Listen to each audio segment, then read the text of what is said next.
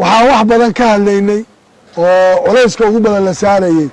war caasimadda Soomaaliya baarlamaanka iskala shaqadeeda waxaan u baahannahay inuu dhammaystiro oo la qeexo maqaamka caasimadda Muqdisho wax badan bay inaga mudan tahay maanta inta waaweyn ee wadanka wax ku soo baratay iyo inta waaweyn ee ku soo kortay intuba xamar way garanayaan faa'iidada ilaahad iyo caasimadeedu waxay aan qeexna maqaamka caasimadda waxay mudan tahay magaalada Muqdisho inay hesho maqaamka ay leedahay caasimadnimo waxay mudan tahay inay matalaad ku yeelato aqalka sare iyo meelaha kale si looga baahan yahay oo kale waxay mudan tahay inay yeelato golo deegaan oo wax soo doorta waxay mudan tahay inaan maalin walba loo yeerin gobernatore iyo maayar intii la keeno la yiraahdo wixii xisaab la yiraahdo xataa gobolka Banaadir baa qaadanayana xafiiska hebel dib ugu soo celiyo gadaal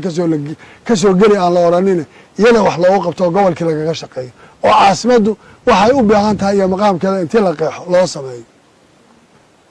waxaan maanta maraynaa caasimadii oo maanta qof aniga xiga uu la jiro qof waliba ku waxaysan in la yiraahdo aleele reer hebel baa xiga oo reer hebel baa diidan wax ka jira ma jiraan reer hebel xigaana ma jiro reer hebel diidana ma jiro waxa yaala waxay tahay waxa ay u qalantay ee maqaamka baarlamaanku shaqada ahayd inuu shalay qabto inuu maanta carcaraafiyo sax ma ahayn waxa maanta ay u baahan tahay Muqdisho iyo maqaamka caasimadda ay u baahan tahay ee aan ahayn maalin walba maayar in la keeno iyo hebel in la bedeliyo in la keeno oo council ayna lahayn oo maanta haddii la yidhaha 50 senator baa leedihiin xataa loo soo qorayo dikreeto loogu soo qaybinayo oo qabiil intii loo qaybiyo leeyahay saas ee la odhanay xataa waryaana dhaqi kara iyo muxuu noqon karaa iyaa dooranaya midna aan la odhanayn inay sax u ahayna dadku ay u arkaan inayna jirin cid diidaysa iyo cid waxaynaysaa intii qof moosla inoo dhigo inaan annaga dhexdeena dhibaato laga dhigin waa shay muhiim reer Muqdisho markii la yidhaha anigaa kow ah ma ihi laba kow baan ahay cidda sheeganaysa anigaa kow ka ah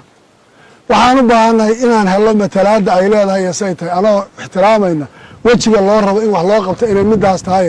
dadka yaan lagu lugoynin oo dan la leeyahay yaan dhibaato kale loogu geysanin oo shacabkii la isugu diro la odhanin reer hebel baale iyo reer hebel baa loo diidaya iyo midaasay sidaa ku tahay waxaan ku soo ururinayaa arrinta federaalka ku saabsan madaxda qaranka madaxweynuhu ugu horeeya ra-iisul wasaaraha guddoonka baarlamaanku ha ilaaliyeen shuruucda waddanka uu ku dhisan yahay ha ilaaliyeen waxa maanta lagu wada